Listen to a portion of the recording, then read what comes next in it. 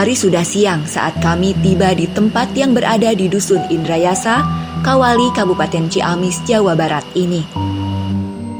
Seorang penjaga tiket baru keluar dari musola usai melaksanakan sholat zuhur. Sepi, tak ada pengunjung lain di sini, hanya kami berdua. Lantaran teramat sepi, peraduan sepatu dengan batu terdengar sangat jelas.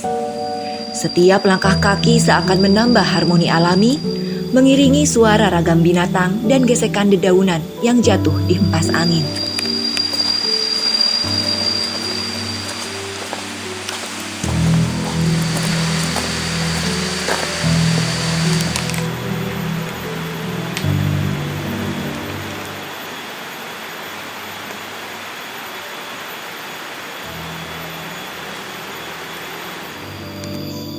Tempat ini namanya Astana Gede Kawali, sebuah situs yang menjadi salah satu bukti keberadaan Kerajaan Galuh.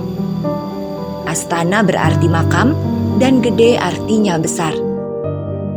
Selain ada makam berukuran besar, di sini juga tempat disemayamkannya para pembesar atau orang-orang berpengaruh pada zamannya.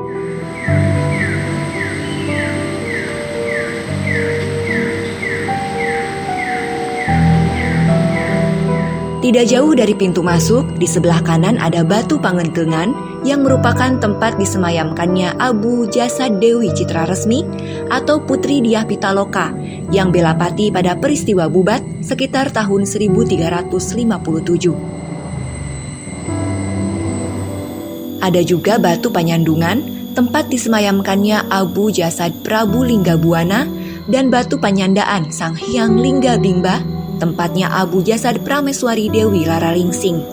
Keduanya gugur di Palagan Bubat.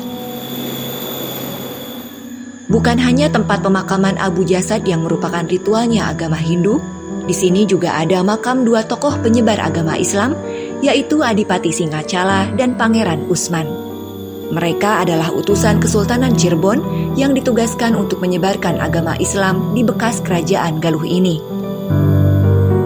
Sumber lain menyebutkan Adipati Singacala merupakan Raja Kawali pada 1663 sampai dengan 1718 Masehi dan keturunan Sultan Cirebon. Ditilik dari beragamnya peninggalan arkeologi, tempat ini merupakan kawasan yang dihuni manusia pada 3 zaman, mulai prasejarah, Hindu, dan Islam. Sebagai pusat ritual, Astana Gede Kawali menjadi muaranya dua agama pada eranya masing-masing. Pada masanya, Astana Gede diyakini sebagai pusat kerajaan Galuh. Itu terlihat dari banyaknya peninggalan, seperti 6 batu prasasti dengan tulisan Sunda kuno. Ada pula cetakan telapak tangan dan kaki Prabu Niskala Wastu Kencana yang merupakan salah seorang Raja Galuh. Selain itu, ada juga batu Korsi atau Palinggih yang merupakan tempat penobatan para Raja Sunda Galuh di Kawali. Raja terakhir yang dinobatkan di batu ini adalah Prabu Siliwangi sewaktu menerima tahta Kerajaan Galuh Pakuan pada tahun 1482. Ada kesenangan dan ketenangan tersendiri saat berkunjung ke tempat ini. Senang lantaran mendapat pengetahuan baru tentang penggalan dari peradaban Nusantara, dan tenang karena suasana alamnya begitu sunyi. Tempat ini cocok dijadikan tempat menyepi, menghindar dari bisingnya kehidupan kota yang melulu mengagungkan materi. Tidak banyak orang yang suka merapat ke sini. Di setiap harinya pengunjung yang datang bisa dihitung jari. Bahkan tak jarang tidak ada pengunjung seorang pun. Padahal tiket masuknya teramat murah, yakni Rp2.500. Kendati begitu, kebersihannya selalu terjaga. Ada 5 orang juru pelihara yang setiap hari membersihkan tempat seluas 5 hektar ini. Salah satunya adalah Yaya Setia, juru pelihara yang ditugaskan Balai Pelestarian Cagar Budaya Serang, Banten. Alhamdulillah, situs Astana Gede kelihatan terawat lah, tertata rapi gitu, aman, tentram gitu.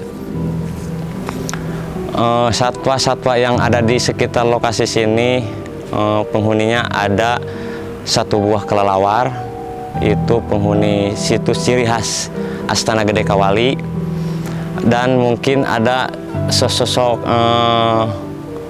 monyet lah. Itu monyet bukan yang dilindungi, itu pembuangan dari masyarakat satu sama satu yang lain bersatu kawin di sini, diajak ke sini, ke lokasi sini, sehingga sekarang banyak monyet yang agak lumayan lah, sedikitnya 15 ekor.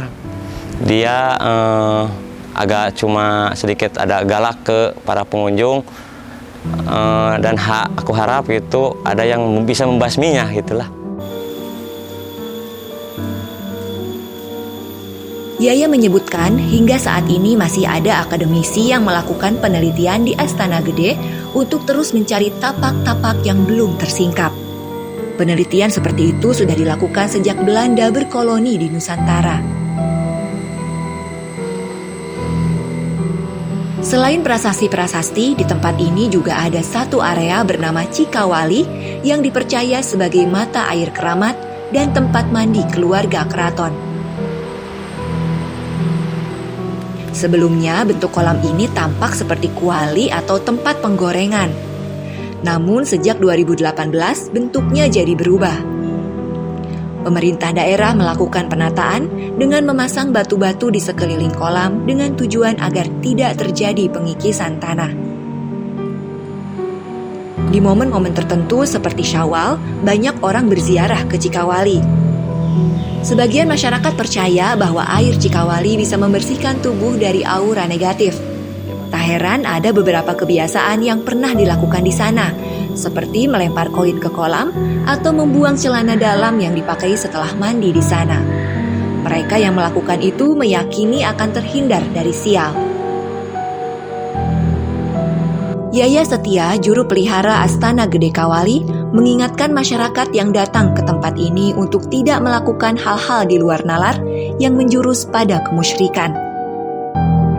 Sebagai tempat yang syarat dengan sejarah perjalanan bangsa, keberadaan Astana Gede Kawali sejatinya menjadi pengingat diri tentang kebesaran Nusantara yang tidak dimiliki entitas lain di dunia.